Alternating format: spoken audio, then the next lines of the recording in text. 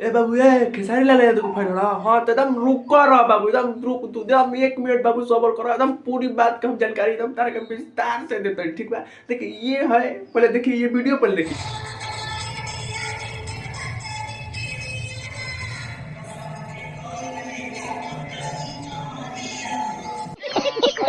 ये है सोमिया पकड़ेल। हाँ खेसारी भैया संगे गाना में काम किए थे, तब टैटू बनवाई थी। हाँ हाँ ये क्या बात करता है यार।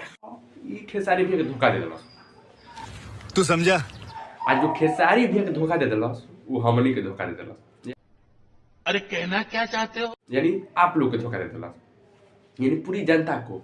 आप लोग खेसारी भैया के पसंद करते हैं और खेसारी भैया के धोखा दे देती है। जे खेसारी से जो चमकल बा, खेसारी के धोखा दे देती है। पवन भैया को कहते कि हमारा के खेसारी लाल यादव मतलब सिखावल गया कि कहते कि पवन भैया के नहीं चिन्ह। हाँ अब पवन भैया मान जाए, पवन भैया संगे जब गाना होता है तो पता लग गई कि ये तो झूठ बोलती है।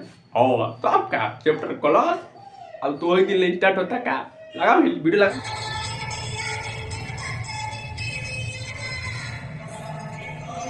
हाँ 4 गो चौकी डाल के एगो टेंट बना के 12,000 रुपये में रात भर नचाओ।